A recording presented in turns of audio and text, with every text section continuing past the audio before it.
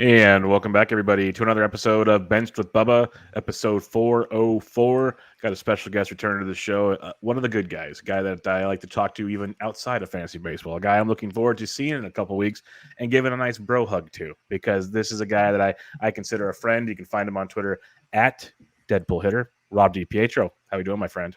I'm doing good, Bubba. Thanks for having me back. I love this show. It's one of my favorite shows ever. And it's always good talking to you. And like you said, not only baseball, but life. Yep. Yep. It's good stuff. And Yeah. I enjoy it because you're a genius when it comes to baseball, but you're just an all around good guy. So it's fun to chat it up with you whenever, wherever. So we'll definitely be doing that here in a few weeks. But tonight, we're going to, Fabs are done. It's kind of like Friday, you'll set your last offensive players, and then you just cross your fingers. That's where we're at now. So there's not a whole lot more analysis we can give you guys, really, outside of like just, lock it in and pray type things.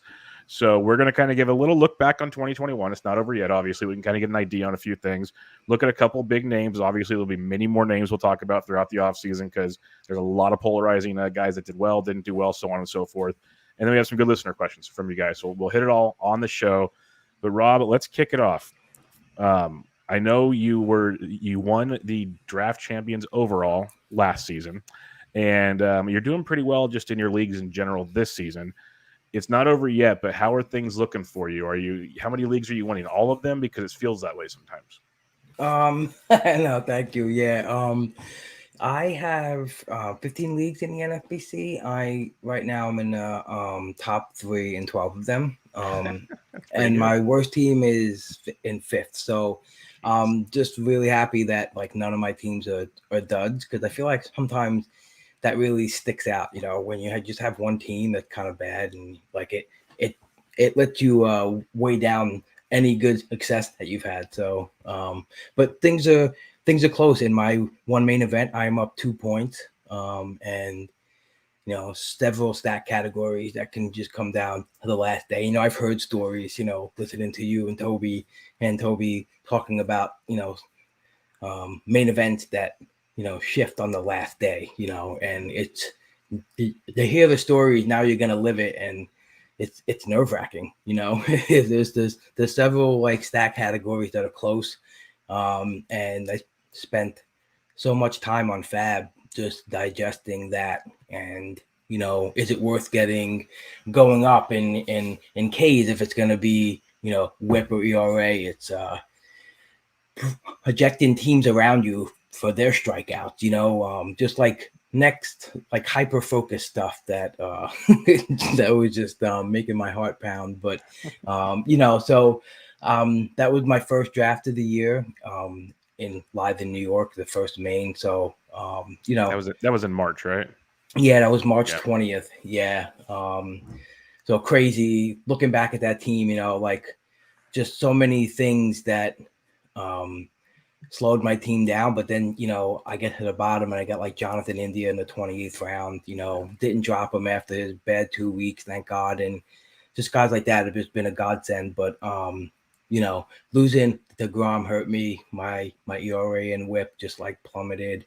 So this week you know, uh, no good starters out there. Kind of needed Ks, but really needed to protect some ratios. So I kind of went to like this, couldn't lose a point in save. So I kind of went with this like middle reliever strategy, hoping to get some wings off of guys, playing on good teams that were in races. Just a lot of stuff like that. And in my second main event, which Paul Sporer is in first and kicking butt, it's such a deep league. We have 6 guys with over 100 points. Oh, And wow. yeah, and 6 of them are in the top 120 in the overall. Whew, Yeah, it's pretty tough league. wild. And yeah, and I have 110 points in that league. In the league I'm winning, I have 104. Isn't it So funny how that works? yeah, It's freaking crazy, man. such a big difference. But I I can actually grab third. It made this massive climb and save. So I've been up.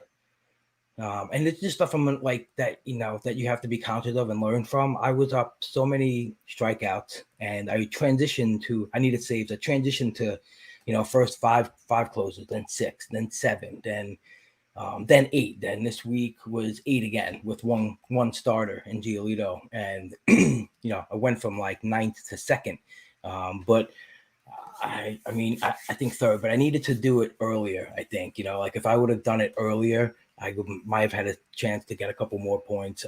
But just realizing those things and when you need to attack, you got to like really put the time in and do math and like, try to look at the teams around you and see who they're using at closers. But it's going to be interesting. I didn't draft enough power in that team, Bubba. It's like one of my weakest offensive teams, but I just nailed all the pitching, so weak power.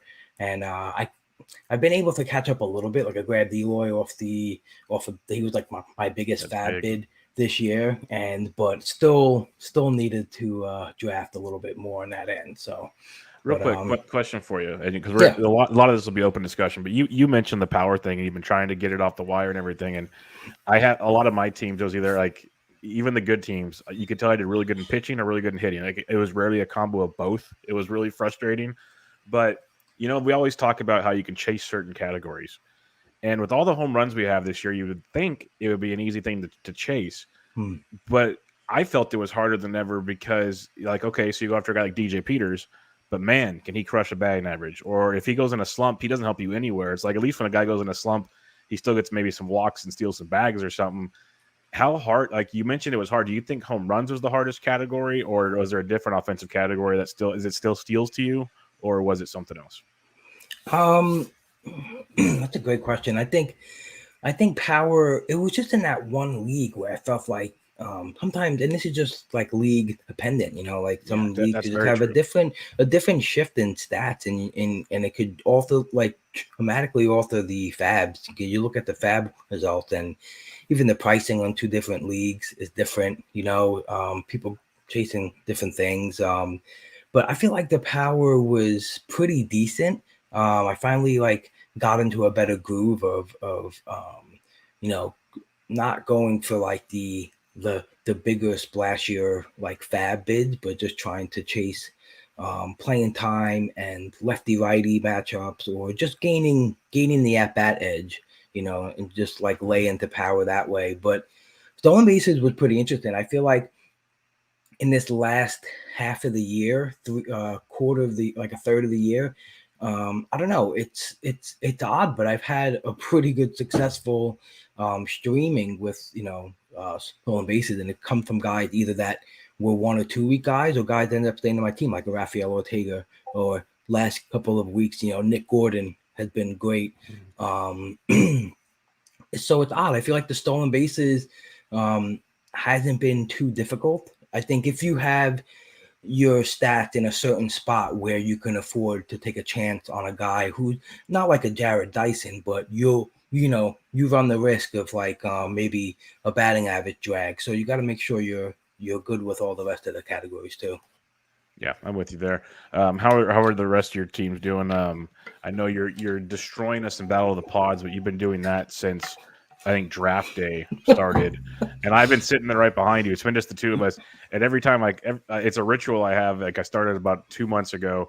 Is like before I go to bed, and all the games are done. Like I refresh the page. I'm like, okay, so where are the standings? And I'm still in second somehow. So here we are, but I'm still like feels like 30 points away from Rob. So it's like I have no prayer just to hold off the rest. Obviously, draft the DCs, you can't do anything, and more injuries each week. I'm just like, oh god, it's gonna happen. I'm gonna log in one day. It's gonna be 3. It's just gonna happen, and it's not. But you have destroyed us in that league.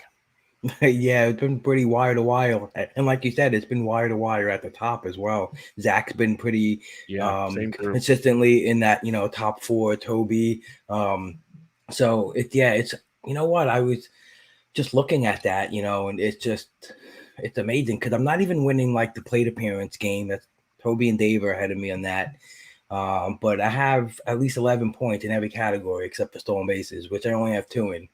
But first. Actually, when we were drafting, it was a big thing because I took Lynn in the 4th round after I already took Giolito and Bauer. And, they're like, you're going to take all the pitch. That reminds me now. You were drafting right next to me. And I think we recorded like a week or 2 before that. We were both big Giolito guys. And I took someone else thinking, Gio will come back to these guys. And the very next pick, boom. I'm like, I guess this is how it's going to be. This is how it's going to be. Okay, let's go. You and Toby sandwiched me. And I remember on your pod with him, you guys called me out as being a pain in the butt to draft with, because it was just like right in the middle of you guys. It was, but and that's the thing. We were like in, a couple of drafts. We did a couple of best balls. We kind of, know who we're gonna draft, and it's still, it's still fun because we know our tendencies, and it's just a game. It's a cat and mouse game, of who are you gonna pick, and are you gonna go contrarian? Are you psyching people out? But it's so at Giolito, Bauer, Lynn, they weren't all special for me, but I think having Lynn there just allowed for that. When Bauer was gone, it wasn't that bad. Still had a guy who threw some innings. But it was the later round that really won me. Like I think Hemian, which was one of my highest player shares, I got him in the 9th, but in round 16 to 27, I got Justin Turner 16, Yuli at 17, and then this was, I think, kind of won the league, and like just I got Hand in the 18th and Melanson in the 23rd. That Melanson one, he's leading baseball in saves. That Melanson one was, and even Hand, just what he gave me before he fell apart. Yeah, right. In his run was huge, because then you could just bench him once he's not pitching well, But and then rounds 21, Adames, round 22, Votto, round 25, Duval, and 27, Bader. So, but Logan Webb and pick 493 and Graveman at pick 583. I think those, like, you get those couple of picks that can really just move the needle so much, like especially like a Kendall Graveman, get you 12 saves and really good numbers, out of nowhere, Yep. The Logan Webb one's a big one. I looked back at some of the best balls that we did early, and the ones that I'm doing well in are winning. I have Logan Webb and all those. I know we all talked about him. Like, this is the guy. If he gets his chance, like, as a Giants fan, I've seen him. I'm like, the pedigree's there. And did I think he'd be this good? No. But, like, he was definitely going to be a guy that was going to get you innings late in the year that can be quite productive. So can't wait to see where he goes next year. Oh, I know. That's going to be really interesting, because I remember getting excited because in the offseason, recognizing that he did that pitching change, the pitch mix change, toward the end, and it like carried into this year. But you were forecasting, all right, well, if that sticks, can he be better? And the way I drafted my draft champions team was a lot of just huge pitching runs in the later on of the draft, like in the middle, I was just trying to nail PT, get your outfield depth, which I think is huge. Having the ability to throw 5 solid outfielders for both parts of the week is huge. So getting 9, 10, 11 guys who you really think, look at OPS, look at, stuff that might determine like a role, and try to just stack that up. But, that's what it was, just like a big run of pitching from like round 30 to 50, which just pound an arm, and hopefully you land one or two like a Logan Webb. When I won last year, it was Corbin Burns in the 400, so that attracts me to take the time to maybe take your Alex Cobb that might throw a lot of innings, and then also sprinkle in guys who, can possibly blow up, Yeah, for sure. No, it's an interesting strategy, because I hadn't done a lot of DCs prior to this. I've done best balls and stuff, but I prefer the DCs for a couple reasons. I still get to set a lineup, so it makes you feel like you're still kind of playing the game. There's still strategy involved there, and it's a roto format where best ball is more of a points system and some different draft strategy there. I really enjoyed those DCs, and I did a lot of NFBC 50s just to kind of get my feet wet in the player pool, and I'm going to do a lot more of those again this year. I think they're great, and it's a great way to learn things. So I don't want to put that's the one thing I did last year, and I it sounds like you kind of did that too, where you started your main in March. All the leagues I drafted in March and closer to the season, I'm top 5 and above. And I think it's because it's all those early drafts we did, and it could easily change next year, of course. But I think it's that the early drafts we did, the prep we did, and like you felt so much more comfortable bobbing and weaving, because obviously the later drafts, usually you're drafting with more talented player pool, of course, because these guys are all ready to rock and roll, and they've been doing their research too, and they're bigger money and everything. But you've done your stuff. You trust your stuff, and it works. So I think that's a strategy I'm going to instill again. Yeah, you're absolutely right. Just doing podcasts, constantly looking at numbers, constantly being in drafts that run into each other or multiples at once. And I feel like when you do that, when you get to like big drafts or any draft, and something doesn't go your way, you're less inclined to freak out and be like, oh, like I feel like I did that. I tried to not do any of that this year, like never doing after you pick. Like, who cares? Like, just go to the next guy on your list, like just shake it off. Because I felt like it happened to me 2 years ago in the short season main where I was just, my first introduction to playing with sharks. And, those picks that I thought I was going to set min picks on were being min picked before I got a chance to do it. And it was just, wow, so it really got me in that mindset of like, it can't mess you up in the middle of a draft. It can't sidetrack you into, doing something irrational because your head, is not in a good place because someone sniped Mike Miner from you, Yeah. It's Yeah, I don't know who would do that. I don't know who would do that to you. I have no idea. No idea who would do that to you, but probably some guy that's mad that you took Lucas Giolito. Just saying. But there was we probably had a lot of spike picks on each other, right? Yes. Just like constantly trying to get each other back from. Well, he's gonna pick this guy. I'm picking Brett Suter. Yeah, screw you.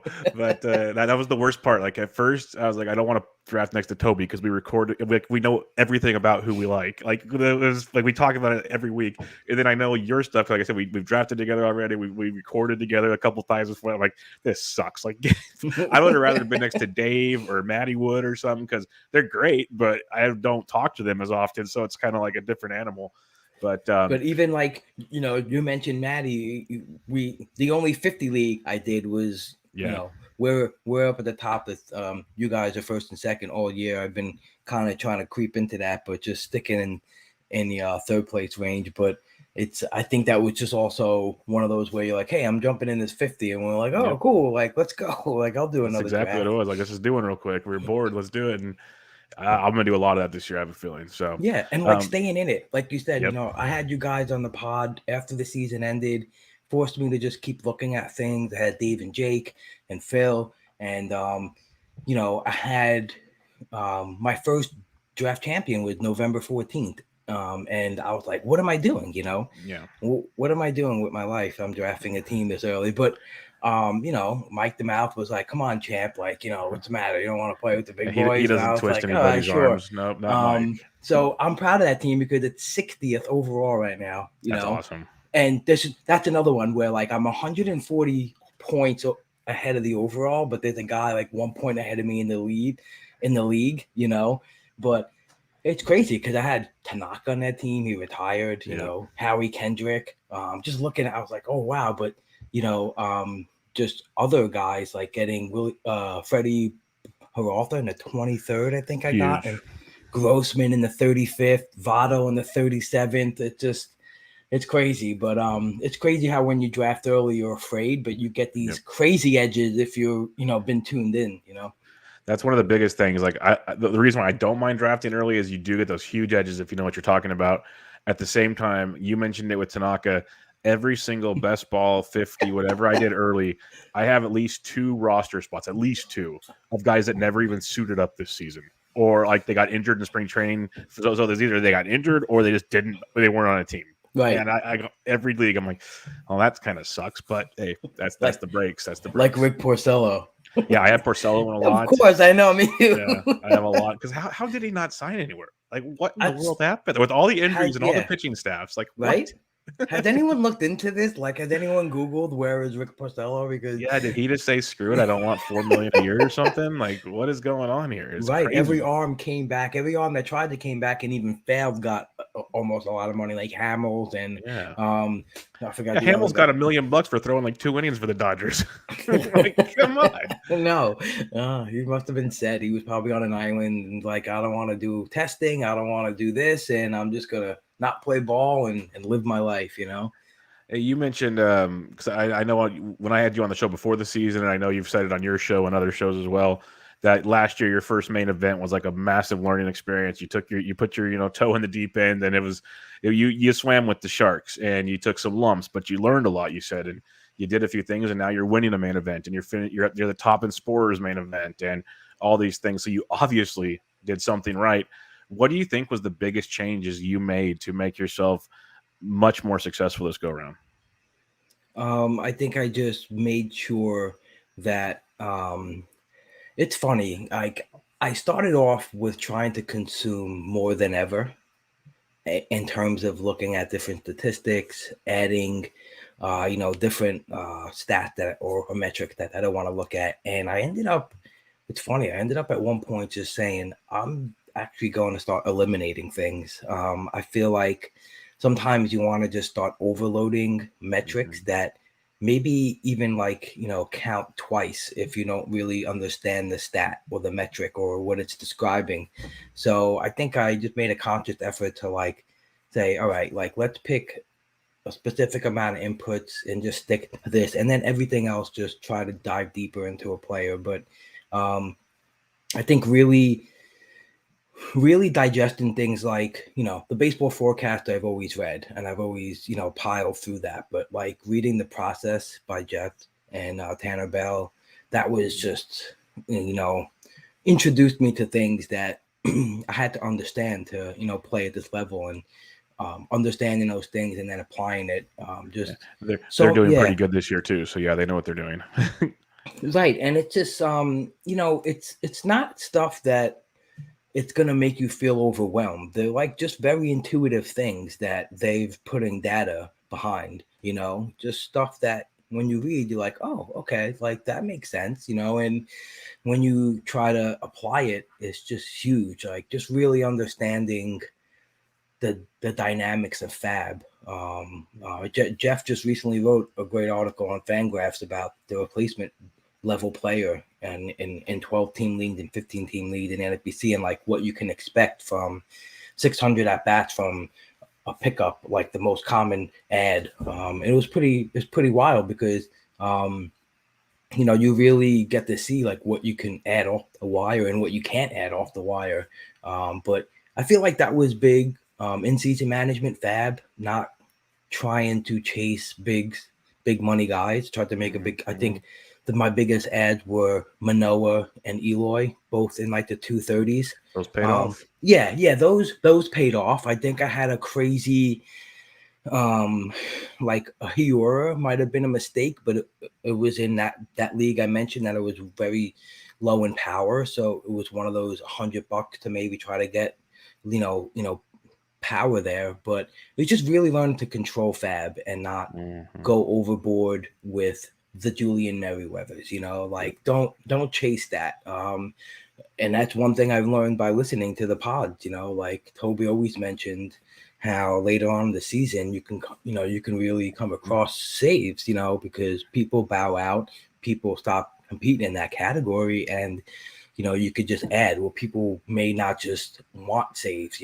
and it's that's been huge, getting guys like Finnegan and Flora at the end of the year, and Colomay when he got reinserted, and so you could find it. So it's just paying attention to those things and really I have a passion in competition, I want to do good, I want to put my best effort forward, and I think that anyone can not know all the stats and the skill and the metrics and models and stuff, but if you could dedicate time and really know where to put that time, I think you could do really well. If you just really have the urge to that the eye of the tiger, like Rocky says, just want to beat everyone, so you just spend time absorbing podcasts or articles or figure out your own stuff. I think Matt Modica gave me the best advice.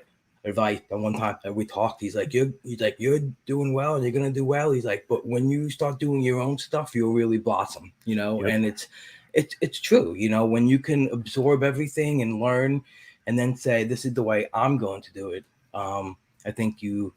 I think that's better than, everyone wants the quick answers and who should I start? But then you don't, learn why. But why are you starting them? Right. 100%. That's the thing. And that's how you get better. I guess I should have just said that. Just those 3 words instead of the 14,000 I said, but well, no, it makes total sense, because I even do my DFS shows and I have chats that I have and everything, and guys just say, or even for season long, hey, do I make this trade? Do I start this guy? And I keep telling them, well, what's your process behind this? I'm trying to teach you things so you don't need to come to me after a while. You need to know what you're doing.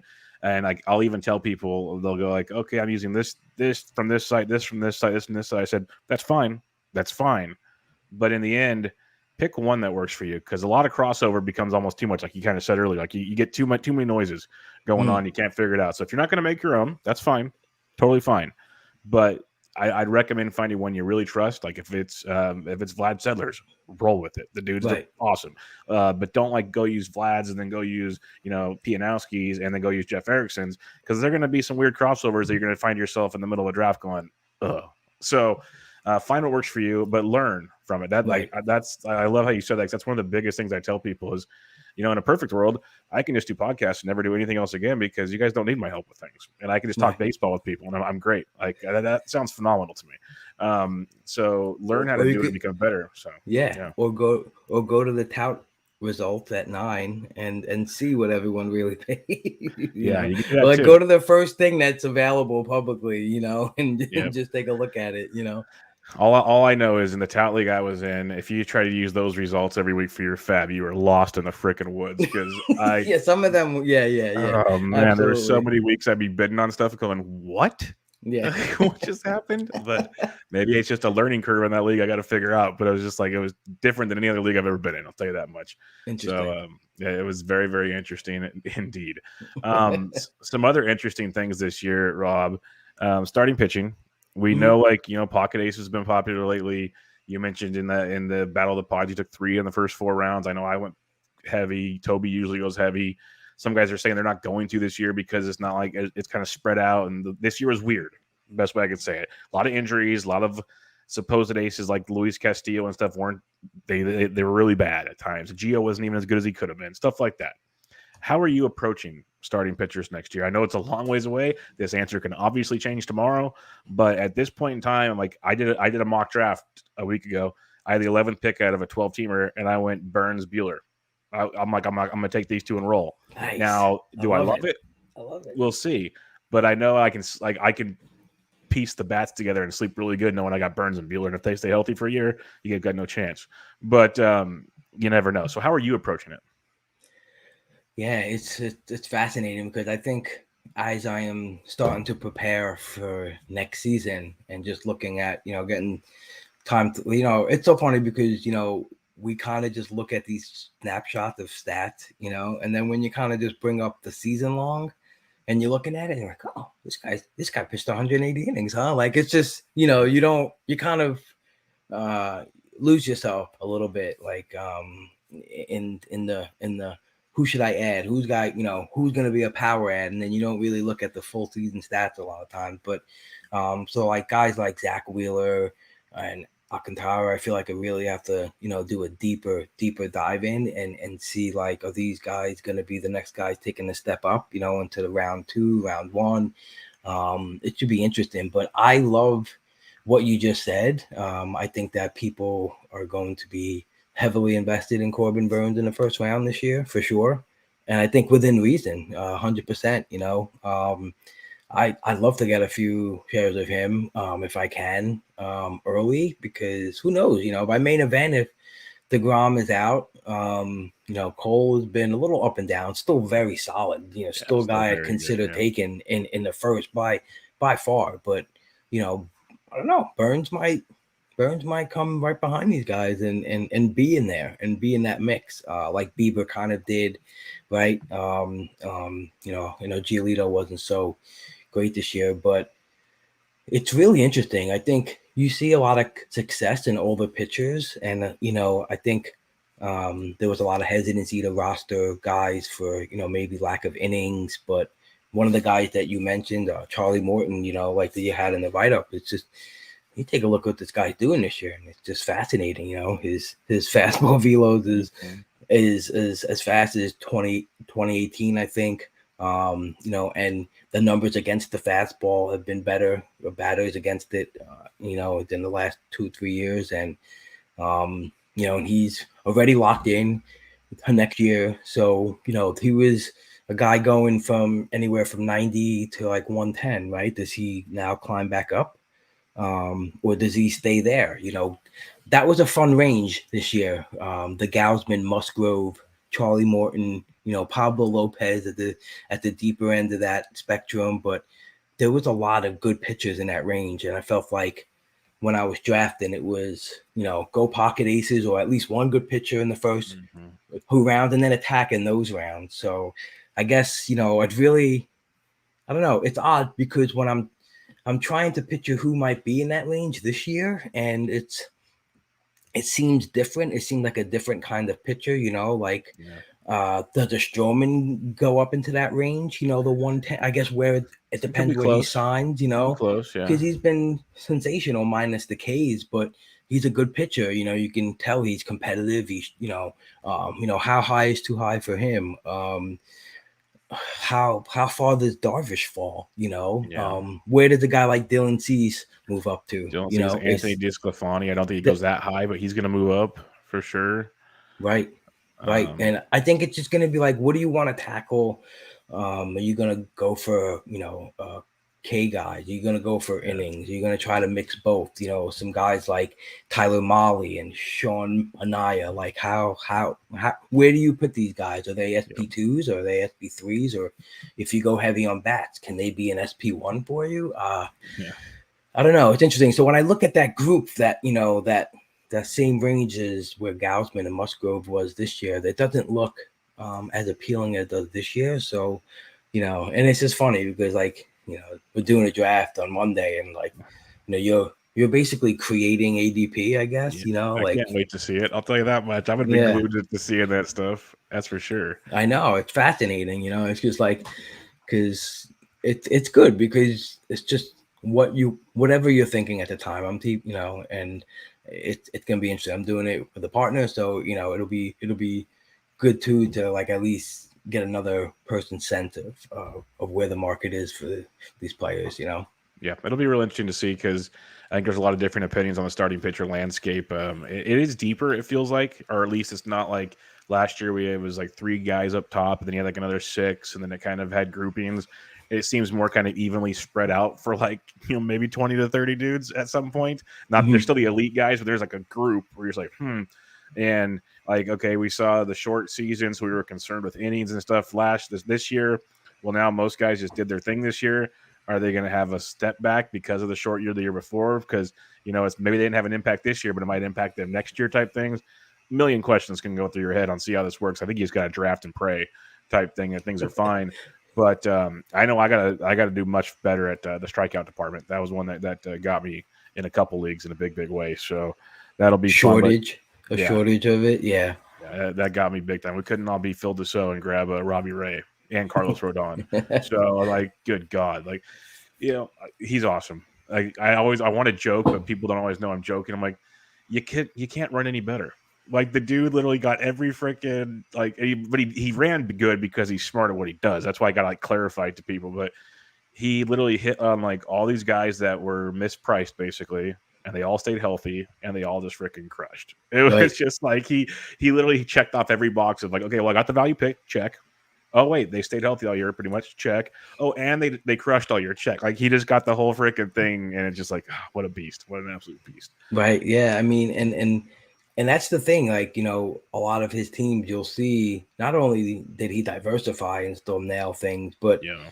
those later picks. The team I mentioned, my second main, where I was so ahead of K's and wins to start off. It was because of that hitting late hitting Robbie Ray, hitting Dylan Cease, even for a little of a Kikuchi run. But if you get I feel like it was a little bit of a conscious effort in that second main to really I think instead of focusing on a lot of pitching up top, but just make sure I had 9-10 maybe good starters at the start of the draft and keep them. I feel like there was times where maybe I could have upgraded a bat or something like that, but if it was a pitcher where I thought this guy's got a chance to pitch 150, 160 innings and give me decent numbers, I think I'm just gonna keep him on my team rather than trying to cycle through it.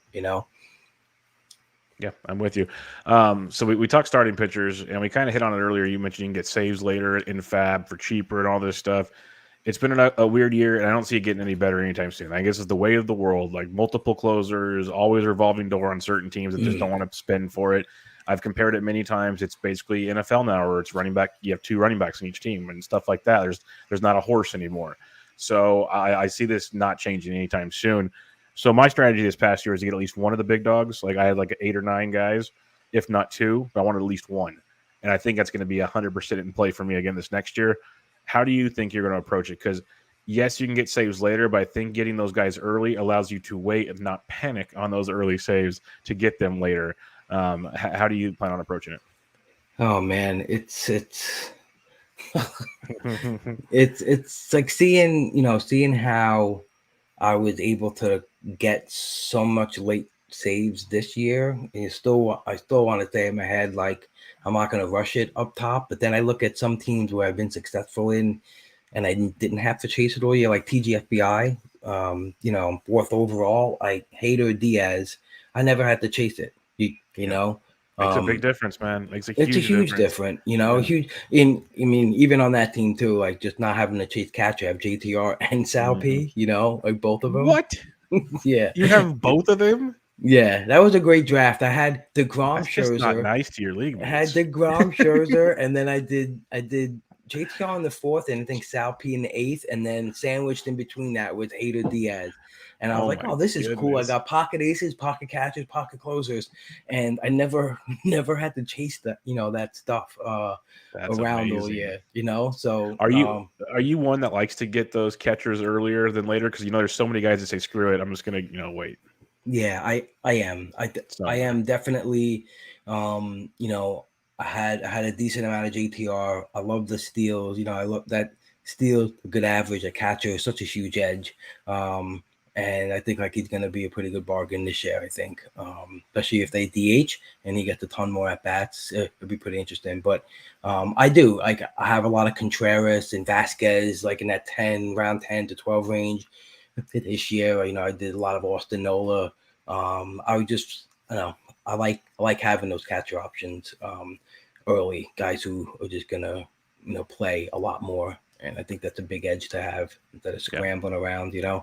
I'm with you. Because like this year more than ever, though, I'll give people some credit. You could stream catchers, but do you want to keep spending fab on catchers every week? I don't think I want to, because in the end, how many of those guys are helping you in the like multiple categories that you can get with, say, a certain middle infielder that gets, like, say, Adalberto Mondesi gets called up again. Like, you need that money for him compared to a catcher type thing. So, yeah, I'd like to get those guys we can lock in and rock and roll, especially guys like JTR and Salvi.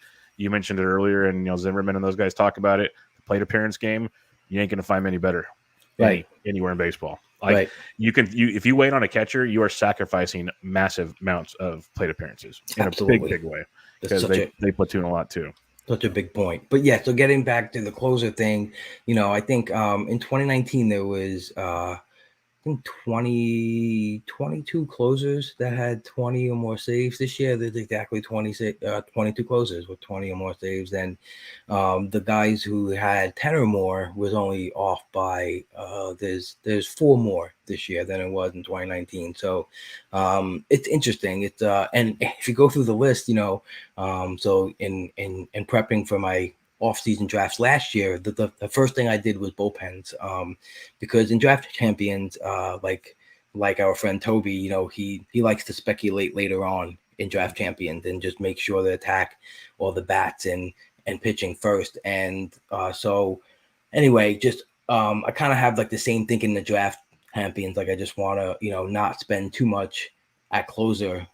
So the first thing I dipped into is closers and their ARB status, their free agent status.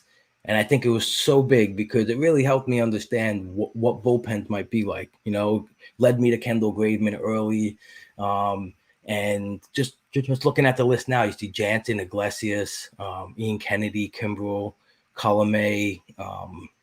They're all free agents. Kendall Graveman, these guys all have 10 saves or more. So, Kenley Jansen, he's really wild. Like, even without all the save chances for the Dodgers, he still puts up 37 saves. It's crazy. And it is crazy. And what's crazy is that he's walking a little more, but he's throwing faster than ever.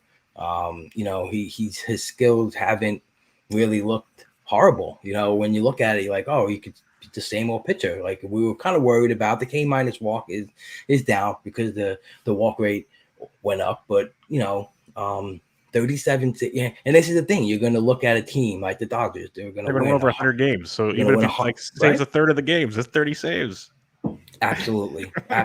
So I think guys like that are going to be the guys that get a lot of the attention, because he always gets a bunch of scrutiny, whether he's gonna, and I feel like he fell into a great pocket this year of drafting. He kind of fell behind the Chapman, behind the Iglesias, like a little ahead Rosenthal and Presley. But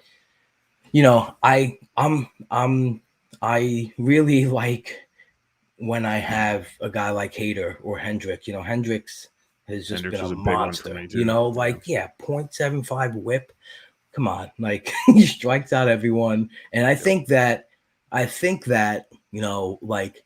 he's on the perfect manager to be the only guy I think to have a chance at 50, because like they traded for Kluber and they still made Hendricks the lone guy. They didn't even try to split it. Like it's still Hendricks' job, which a lot of other coaches or managers are like, oh, we got two elite closers. Kluber was or not Kluber, Kimbrel was right there when he got traded. He was like he was right there in saves and everything, and then he could have. A lot of teams are like, yeah, you can be our guy, or we can go 1A, 1B. Not with La Russa.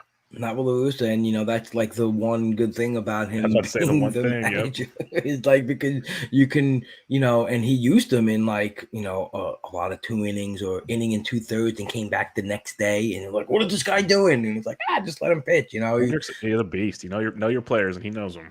Right. So, I feel like if you have the opportunity to get your hands on a Hendricks, Hader, Iglesias, I love, those guys are big. Chapman, I think, is going to be interesting, because you could definitely the skills waning a little bit, but not something to be like, oh, he's going to slip so far, because he'll still be on the Yankees. I think he's still got enough talent to like switch his pitch mix a little bit and become, if you're losing velo, to try to alter that. But how far does he fall? And does he just now become a bargain, or is he a guy like we were wondering, like Kenley Jansen? It's like his skills are deteriorating, and next year 44 saves and a 1.4, and we're like, why do we ever doubt him? It's true. It's like there's the way I look at it, and again, we have a long ways to discuss before like a big time draft season, but even with his waning skill sets, he's on the Yankees. They're going to win a boatload of baseball games. Like, why are we going to get too fussy about him like people do with Kenley Jansen, who I drafted in a lot of places because people got fussy? And it's like, grab one of these guys, even if they slip a little bit in their production, it's still great production. Instead of waiting on, what committee the Giants throw out there next year, even though Doval looks pretty awesome. But like teams like that, as an example, or the A's or something like, why play that game when I could go at least lock in probably 25 to 30 saves? If not, if they catch fire 40, like instead of play the game of a guy that might have the job for a month or two. That's the question I always have. Like I understand there's draft costs, and I might be passing on this middle infielder or this, that, and the other, but my goodness, like the way you have to go and fight for saves. Why are we getting so nitpicky? And it's crazy because it is. You're so right. People start to like look at this, look at that, and we talked about it even with Javi Baez. Like there's certain hitters that they do it to, and it's just like, guys, look at the big picture here. Like, what are we doing? But I guess it's better for us, I guess. Right, and also too, like, who knows? Maybe the guys who split, like Steckenrider and Seawald, right? I know there's Castillo's in the picture now, and the next year you got Ken Giles, and who knows what? Like it's gonna have a super pen, the Mariners. But if you get a split guys like that, are your 3 closers maybe one guy, like a Hader with 2 guys who split, and you're still getting into that 50 save range right off the bat? It'll be interesting. I think guys like Giovanni Gallegos are going to be super interesting to evaluate and see where they fall. Do people think that Hicks, entered the picture again? Well, it'll be interesting. It'll be interesting. Jordan Hicks is on the AFL roster. They want to get some work out of him because he missed most of the years. The Cardinals are sending him to Arizona, so we'll see him in a couple of weeks. But if he throws well just in that alone, can you imagine these December? Can you imagine these December and January drafts before we get to spring training with the guy? I know. It'll change everything. I know, because like in theory, if you looked at it right now and you thought Gallegos was the guy, Mhm. he's probably a top 100 pick, right? Easy, yeah, Yeah, so he's interesting. Got a guy like Jordan Romano, yeah. great again, a team that wins. Does he stay the guy? I think he's earned the right to be He the should be, guy, yeah. and Montoya kind of I know they would say, oh, he likes to rotate guys as well, but those guys, maybe it was because of lack of effectiveness from Hand and Dolis, and all the guys they brought in had tried to maybe go into that. They all, Soria, they all faltered, So, but there's some interesting closer that out there that I think, how much are people in on Jake McGee, right? He's again winning team, and they're like, even if he's used sparingly, he should be a good for 20. Yep. Very interesting stuff. Yeah, it's But gonna be fun. I like Michael Fulmer too. Like Yep. he's a guy all year been really intrigued by and added and dropped a whole bunch of times, but. There's times where he came off the IL with an injury, and he went right back to high leverage. So they seem to like him. Again, another tandem with Soto, but very interesting. I can't wait to. I'm getting all hopped up the Yeah. draft right now. I know this is fun, and you get to draft on Monday, so you're gonna have a lot of fun with this. The last kind of, I guess, strategy question I'm gonna chat up with you here. We mentioned how power could have been an issue at times. People always point to stolen bases and other things. What offensive stat are you more focused on for the 2022 season after this 2021 season? That sunk in. Are you making a valid point to go get more home runs in your draft? And if so, how do you think that'll affect? Because not all home run hitters steal bases, et cetera, et cetera. Right. I think that so I think in one of my mains, I tried the strategy of getting some steals up front, but not trying to force a lot of it, and then just getting a lot of 8, 6, 10, 8 guys, who can give me a whole bunch of smattering of steals late. And it kind of didn't work like that because, again, I got lost on power. But I feel like it's so I feel like obviously power relates to everything else, but I feel like I think we were talking about pre-pod. I feel like I'm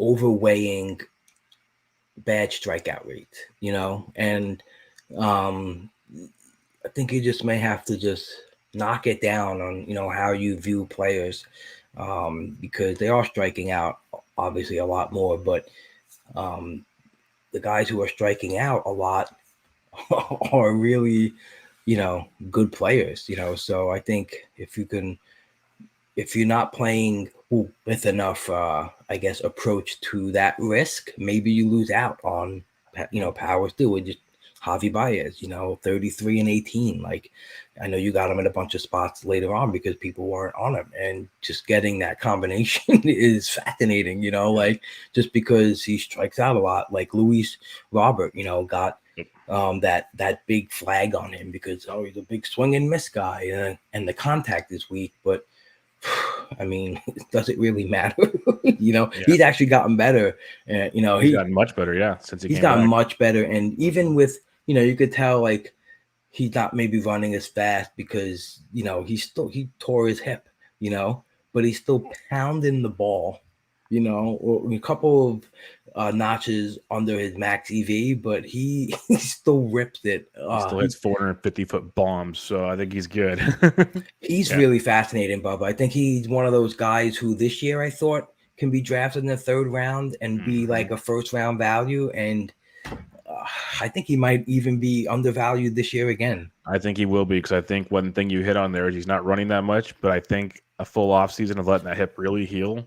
Yeah. I wouldn't be shocked if he's running again. Like, part of me hopes he takes it easy in spring. That's all I'm going to say, because I think he could. Right. I think he can still get you 20 plus bags next year once he feels healthy again. He's still super young. Like, I know who knows how bad it is, but I hate to break it to people.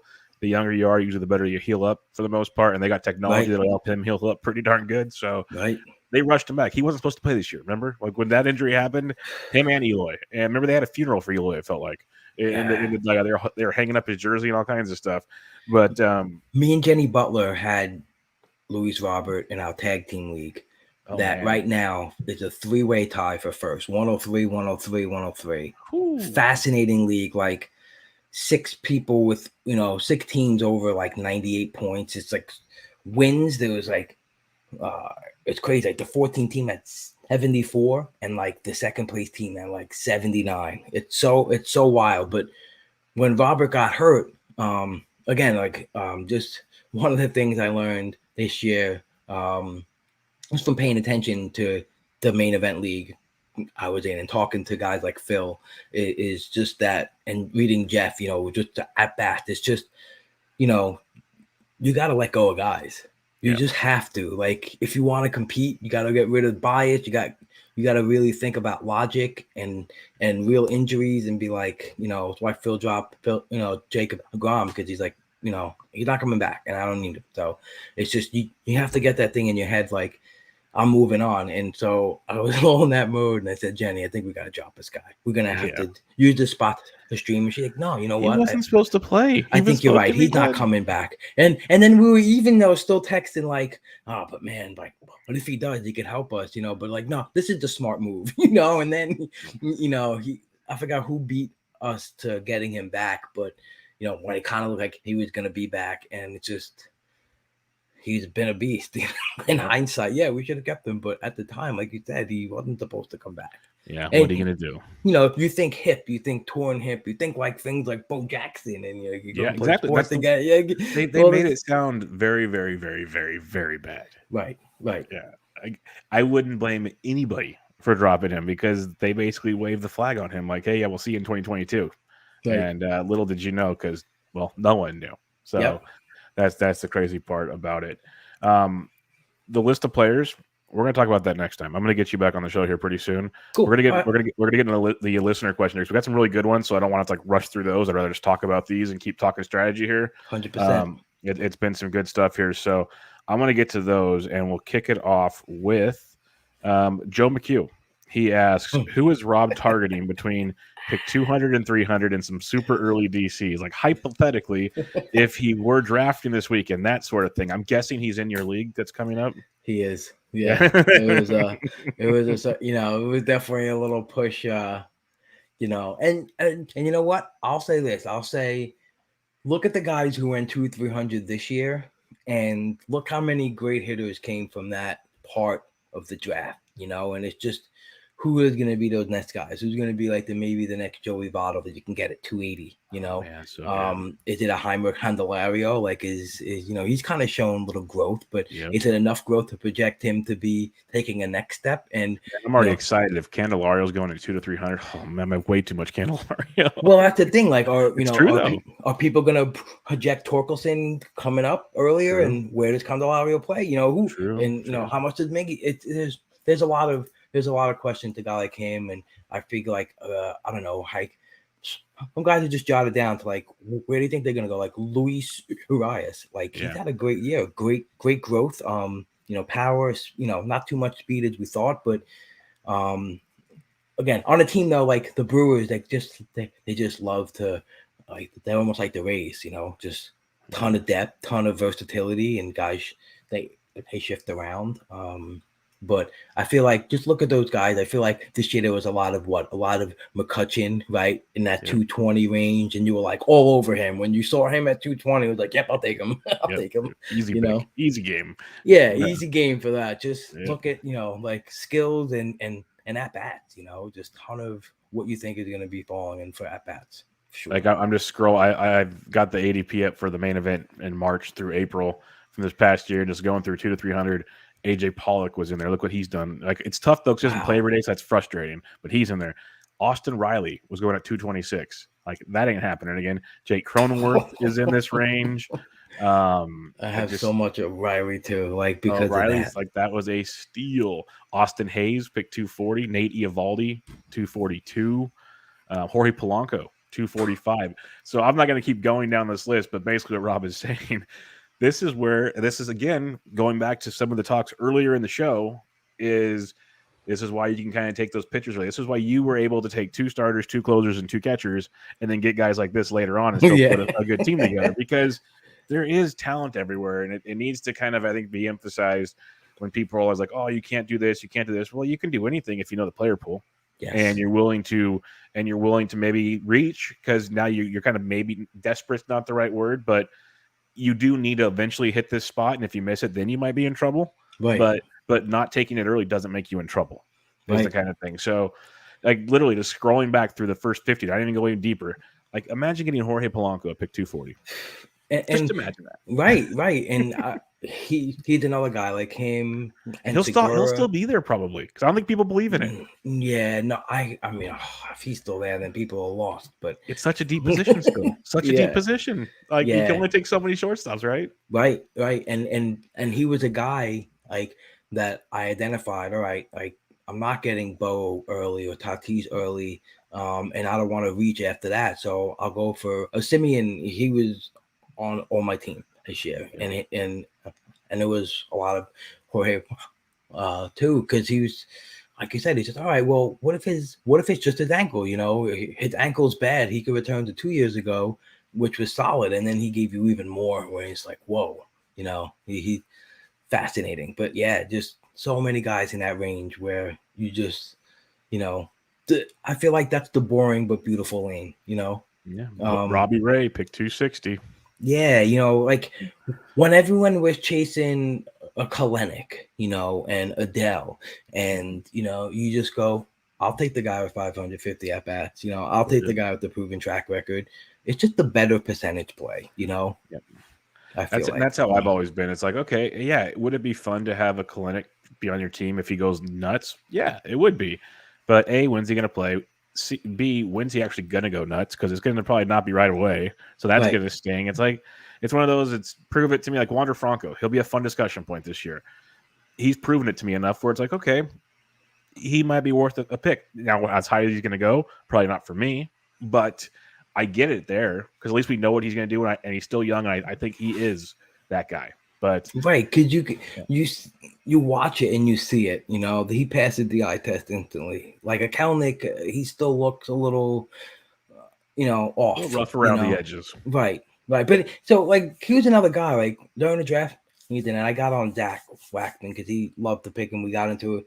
We made a friendly bet on Justin Turner or him who would have a better year, you know, and I still ask him about that. But you know, it's just little things like that where you can take a boring guy who you know what to do, but a guy who I thought like if he hit his upside would be, you know, like in that range. If Kelnick even was a little better, was Tyler O'Neill, you know, and because you saw speed, you saw power, and you know that's when I don't know. I feel like a lot of my draft champion team too, like get those at bats, get the surefire guys, and then when there's this guy that's peeking out that says his skills scream out, even his teammate Harrison Bader, you know, like later on in the draft, take a chance on guys like that where they can go 2020 and just give you, you know, a ton of value, you know.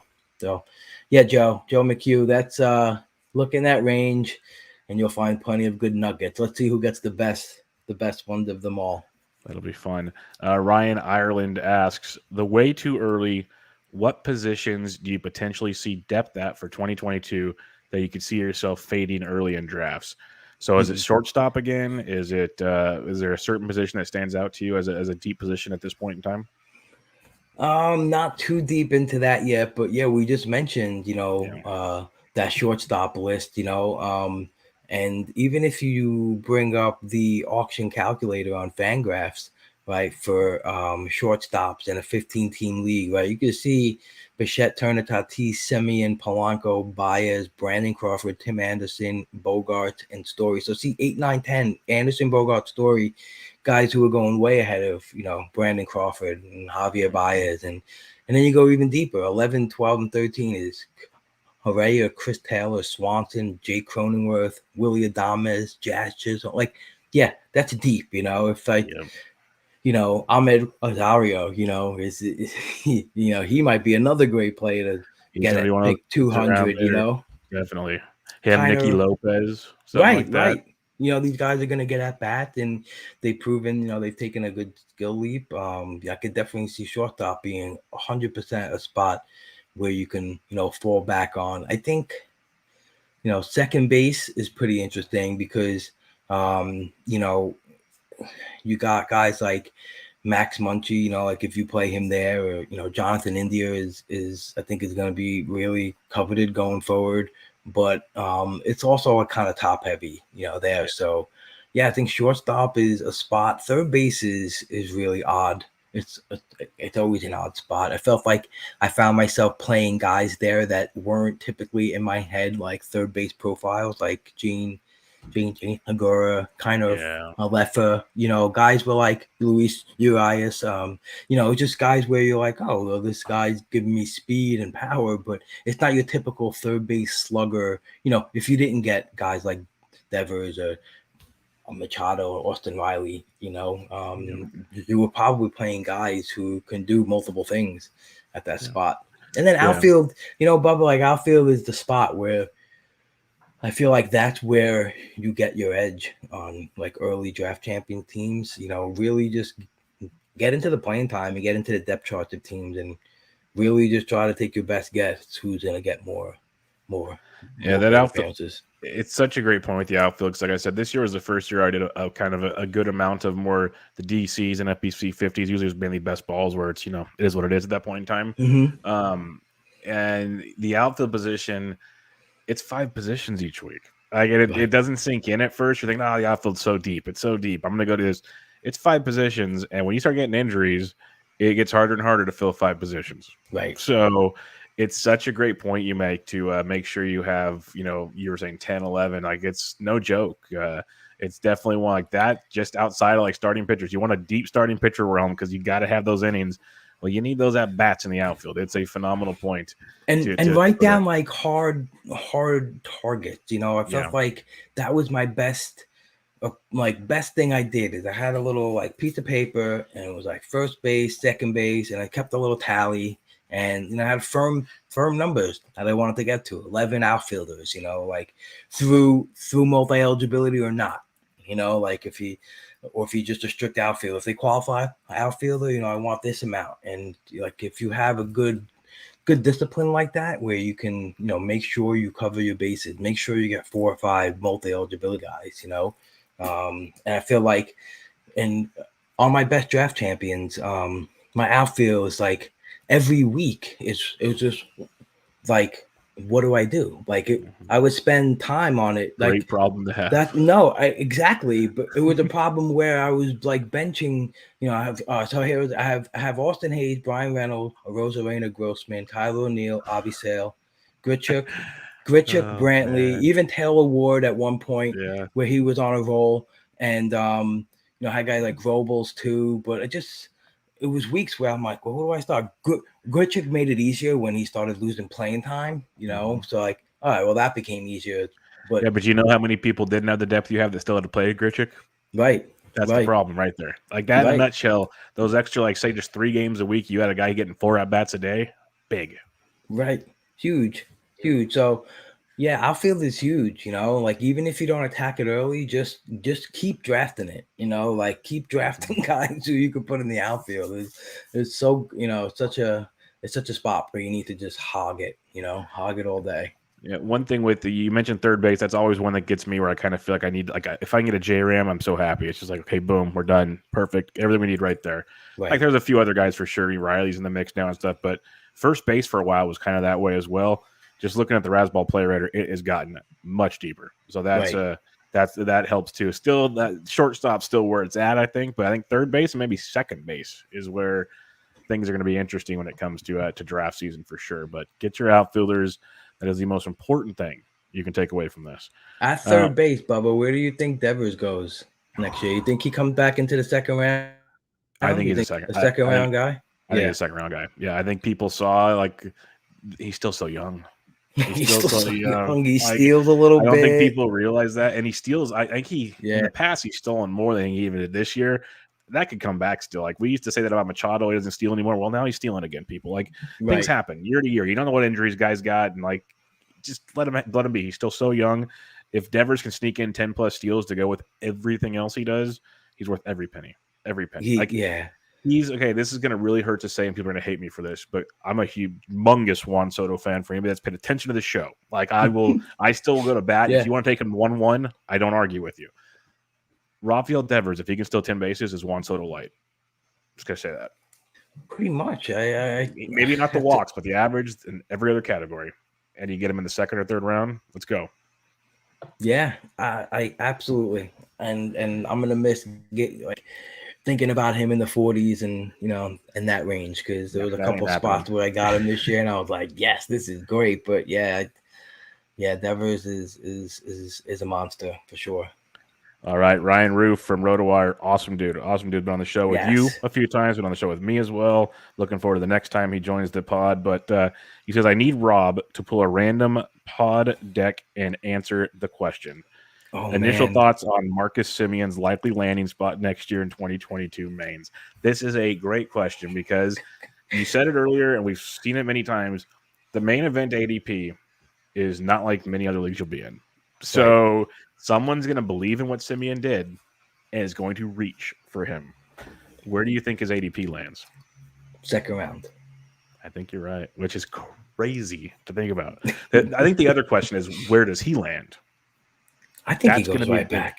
He should. Toronto should give him whatever he wants. Especially with losing and especially with losing like Austin Martin. I feel like, that was probably maybe their option to, bring up. True. And good point. And you look at Biggio and like, I don't know, is he garbage? Like Espinal's playing over him, and I don't know. I think he goes back. There would back into second round.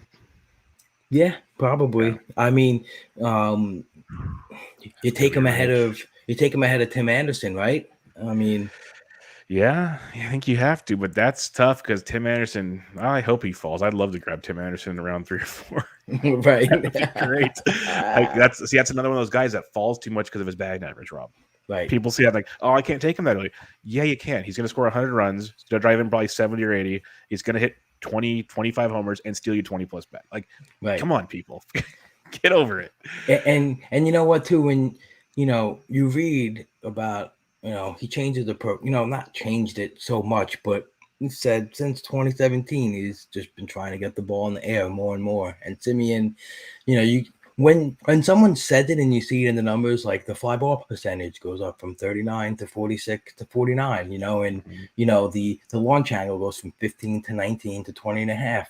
You see it, you see the max EV go up from 107.2 to 108 to 109.5. Like, he's making an effort to slam the ball in the air and hit homers. He's doing real good at it. He's pulling the ball like 50% of the time. Like, maybe that comes down a little bit, but he's doing the things that you check off boxes and say, yeah, this is what a good power hitter does. And to add in steals and 112 runs.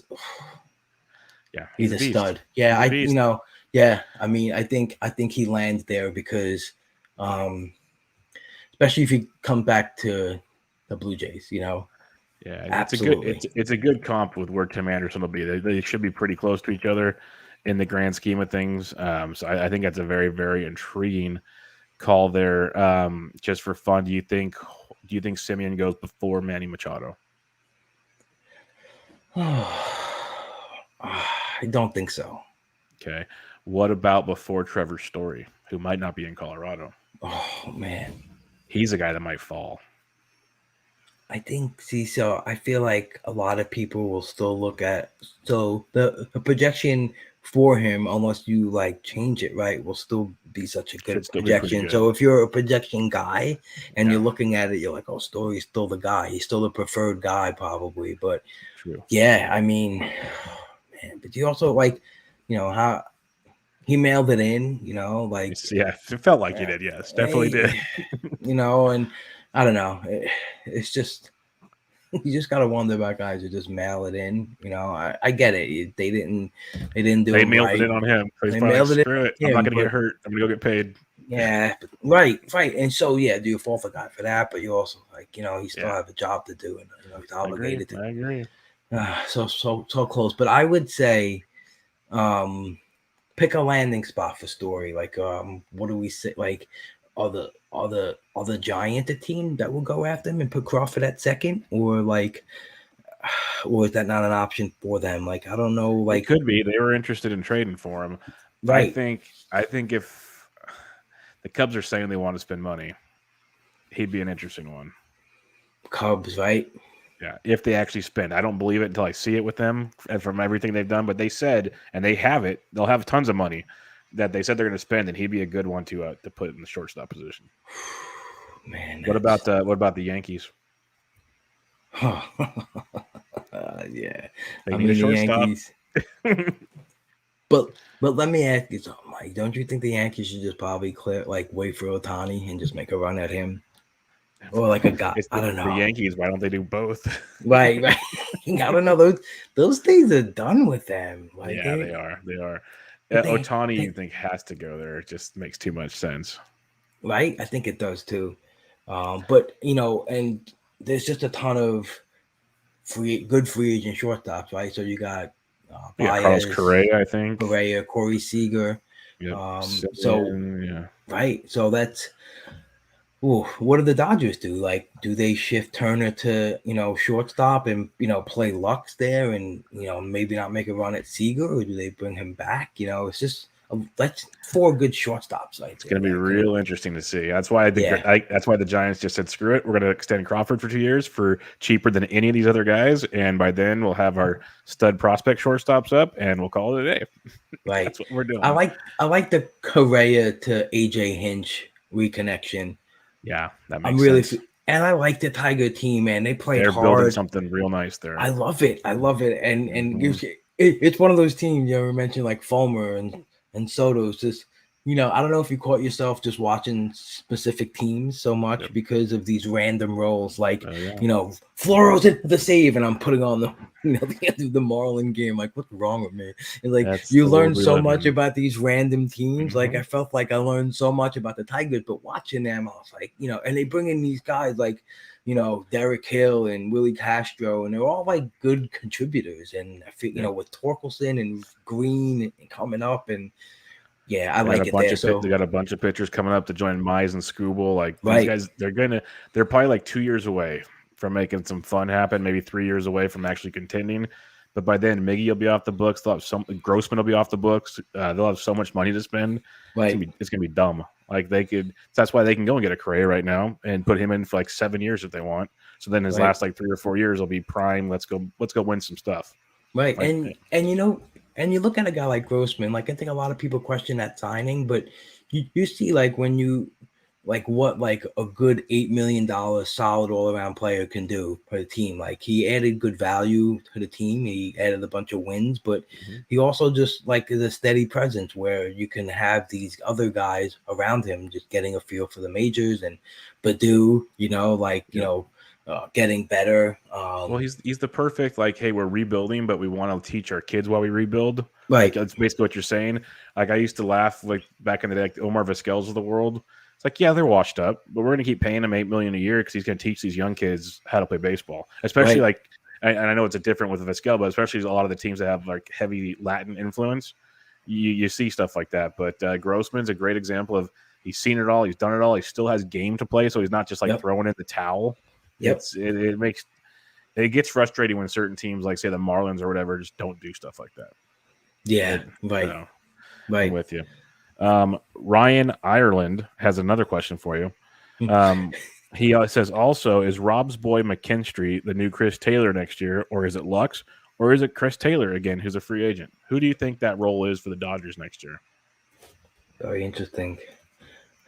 Chris Taylor is just one of those guys. Like, he's pretty fascinating. He's got great skills. Can play everywhere. He's one of those guys that teams are coveting. Power, speed, second, short, outfield, wherever he needs to play. It'd be interesting to see where he goes. I don't know where there's a hard landing spot for him. McKinstry kind of showed a little bit this year, but Lux, he's been on a roll in the last 3 weeks. A lot of it doesn't look so great, like in terms of exit. velocity and hard hit. It doesn't look like he should be. I He's think not his barreling the ball at BABIP all. he's not. I know his BABIP is through the roof. But I guess maybe, who knows? Maybe just getting consistent time and getting hits, even if they're not barrels, can bring him confidence and he becomes that guy. But, or like we said, maybe he becomes the full-time second baseman if they don't sign Seager. Who Because knows? that's where it all starts, is do they bring Seager back or not? Right. Then you can start building the rest of the puzzle. Right. But yeah, and McKinstry might get another shot. I think they like his skill set and I think they like his bat. But I think he had a lot of injury this year, so I think next year he might get another shot. For sure. Yancey Eaton says, I'd like to take the opportunity to congratulate Rob on an absolutely incredible year in fantasy that includes a bludgeoning victory that was never even remotely close in our TGFBI league. Quote unquote, he kisses the ring. Is there anything he plans on doing differently in fantasy next year? Different in fantasies. So I think I am going to format wise. I tried cut line. I'm getting rid of that. I didn't like it. Yeah, I did. I only do the Raz Slam, and that's about all I'll do. Curtis Jones is awesome at it. He's sick. Yeah, I don't have whatever mindset to do that right now. Yeah, and I actually don't think, I don't know.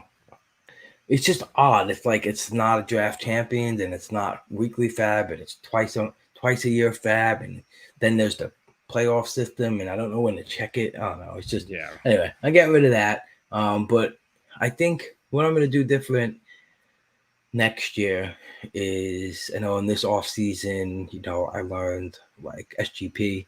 I learned what that was about and how it evaluates players. Definitely helped me a ton. Definitely make me understood a lot more about rotisserie. This year I'm gonna think, I'm gonna try. I want to learn something else. Maybe I'll learn how to do like standard deviation scores or stuff like that. I don't know. I think I just want to learn something else. I want to learn another valuation system and just really just try to understand every single way, like, guys may evaluate players.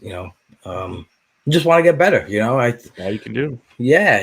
You just, but I think my first thing is just do a hard recap of my year. Look at free agent drops. Where did I mess up? What were my best ads?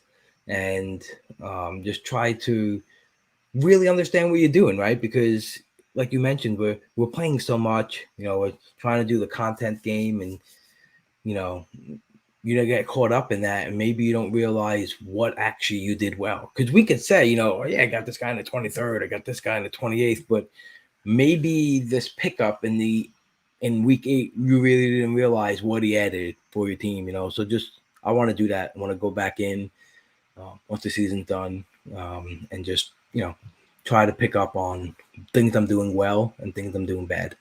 No, that's a great starting point for sure. Is not enough people do that and assess from draft season on, like, what went right, what went wrong, and why. Like, why did I finish 5th instead of 1st, or why? Like, what was the difference in closing the gap? Stuff like that. I've already started thinking of certain things in my head that I really want to go look at, because a couple leagues just kind of went south the last 3 weeks. That right. They're not south. Like, I'm in 4th and 5th, but I was almost in 1st type thing. Like, what did I do stupidly to make that happen? Or is it just dumb luck? Some of it is dumb luck, but most of it, there is something you could have done for sure. Right. The last question we have here is from Michael Simeone, the Mr. SP streamer. What is one thing you would stress to all fantasy players when it comes to in-season management? Oh, in-season management. I would stress don't overspend and fab. No, yeah. No, seriously, that's we just mentioned that before. That's definitely huge. Stay in reason and understand. Just see, it's simple things, right? Just look at what your league trend is for spending. Just if people like the house market, right? Like if like the market is the market. Like if you live on a block where every house is 380,000, right? You're not gonna get 450 for yours. It's just exactly. It's just that's just the way it is. So just take a look around and see what your league is. But roster resource on Fangraphs, the lineup tracker, I live with that thing. I really do. I like how you can scroll through every day, and right on top too is just verse lefty, verse righties, and it's color coordinated, so it stands out. And what I really love about it is that it shows when guys go to the IL and come back. It shows when guys go to the minors and come back. It shows when guys were on the team and went to another team, so you can instantly see, oh, Luis Arias, his PT was nice. Oh, why did he just have 4 games off there? And, okay, 4 games versus a lefty, or this guy Rob Snyder came off the IL. You see the snapshot, right? And I just hound it, like all my lineup positions, just pretty much. This is the first stop, like we mentioned, we got to set the lineups and DCs, just like, all right, you go through all this, you see the playing time, and then it leads into Fab. Like, you just kind of understand right off the bat, like, you, without even thinking about it, Mike Moustakis is playing versus all the righties, and and Suarez playing against all the lefties. Just knowing those simple things can just gain you a ton of stuff. And I feel like Rasball. I used Rasball this year. It was my first year using them in conjunction with Baseball HQ. Just pull their data and just try to determine the playing time trend, and also, like, I think what Rasball and Rudy does really well with like just having a snapshot of what players might do Monday to Thursday, but don't just look at the numbers and say, oh, this guy is the 6th rated guy, I'm going to play him. Like, just kind of understand why these rankings might be spitting out, right? And I think that's the best thing, like, I've always learned from Baseball HQ. Once I start, like, that's where I really became good at fantasy, is because they teach you how to fish. They don't just say this is it and this is why. They'll say this is how you get to a determination on a player. And when you see a projection for Friday to Sunday and you're like, oh, well, why is Luis Garcia like so high this week? Just take the time to understand why. Is it because the opposition of the pitching? Is it because he's facing 3 righties? Just really, digest what things mean. If you don't understand what weighted runs created plus is, look at the glossary. Take the time. I think like Jeff Erickson and Scott Einstein, they always say, like, it doesn't hurt to look, right? It just takes 3 seconds to look at something. You may be like looking at all these things, and it's like, instead of wondering, oh, I wonder if he's playing versus lefties, just go check it. There's so many resources out there. Like, it's definitely doable. Yeah. So just get a good routine and stick to it. Like you do with your podcasting. It's just, you have a schedule and your money with it, and that's it. It's like, if you have like good habits in fantasy baseball, just don't walk to the fab line at 20 minutes before the lock and just pick a bunch of guys. I think that's what I love about Vlad's articles, is he'll write in it like, hopefully everyone's just looking at the charts and not reading my words, because that's when he puts in like these random nuggets. Like, like he'll have like a first baseman lifted. He goes, I really want to have him higher, but I want to see if anyone's reading, the words I'm writing rather than look at the chart. And it's true, because so just take that extra step. Take that extra step to understand, why, the whys of things. So that would be my biggest. Don't just look for the answer. Don't just DM Bubba and say, who should I start? Like, no, I'm serious. Like, like we said earlier, like, really understand why maybe some people may be giving this advice, so dig into it. Yeah, no, we're here to help, but I prefer if you learned things. Like, there's a lot to it, like Rob's saying. It's funny Vlad does that, because I don't do it as goofy as he does, but when I do either my DFS articles or my waiver wire articles for Rotoballer, everyone I know just opens it and clicks, hey, he says this guy, this guy, this guy. If they actually read the things, like, especially like DFS, like, I tell you how to build part of your lineup if you like with this player in conjunction to it, but they don't ever look at that. And I know it for a fact, because I see what happens. Like, well, what if you read the freaking thing, It's right there. But it's funny Yeah. because Vlad's 100% right. They just look for the chart. We're in, we're out, call it a day. So And you know what? I'm trying to read a lot more. Like I've been spending a lot less time on Twitter and just trying to read books, find more peace in my life than the mess that is Twitter. And so I've been reading about like everything, a range of things, sports, philosophy. But I was reading there was a section about it's called like the race to conclusion, and how like especially now in this time, like everyone wants to be the first one to tweet something, the first one to say something, the first one to have anything on anything, and it's like it's and using Google to get quick answers, like um, it just it's prevalent and it carries into fantasy. Like these are all the things we're saying, like the race to find your best lineup or the best ad. Like understand what gets you there. Don't just look for that final answer. Like, do the work and you'll get better for sure. 100%. Well, Rob, I always enjoy talking to you, my friend. It's always a good time. Baseball's fun, but just talking to you is good as well. So we'll do this again soon. Like I said, I'll hit you up after this. We'll schedule this again, talk some players and some more stuff. But a lot of great, just kind of looking back, a lot of philosophy on playing the game of fantasy baseball that I think we can take from this season and going into the next season that people should use before you even start looking at evaluating players, stuff like that along the way. So I truly appreciate this conversation as always. And if you have any parting words or where they can find you and all your great work with the Pull Hitter podcast and everything, plug it away. Yeah, thanks, Bubba. As always, it's great coming on. I love when you reach out. It's always a great time talking to you. But yeah, you can find me at Dead Pull Hitter on Twitter. I have the Pull Hitter podcast. I'm going to be getting right back into it once the season's over, getting into some league recaps with some of my league mates. So in my main event one, I'll have on like Frank Stample, and we'll talk about some things that happened in our league, and like I said, like the best ads and the worst drops, and just trying to like highlight like we're saying, a philosophy side, like what are we doing wrong, not even players, and how we're drafting, and and just have on some guys who won a lot of league this year, and just try to get inside their brain, and I feel like it was good. I learned a lot just bringing on anyone who just played in several leagues, and like getting Curtis Jones on, like teaching me how to play cut line, and it's cool. You get to learn all these different things. So hopefully get right back into it once the season's done, and so everyone can get nice and prepared early this year, and we'll lead them down the road to success again, Bubba. That's the plan. That is the plan. But until next time, everybody, make sure you check out Rob on Twitter at Deadpool Hitter, and check out his podcast, the Pull Hitter Podcast. Always great stuff there. Look forward to seeing you in a couple weeks in Arizona, my friend. It's going to be a great time at First Pitch Arizona. But until next time, everybody, this was Bench with Bubba, episode 404 with Rob DiPietro. Catch you guys later.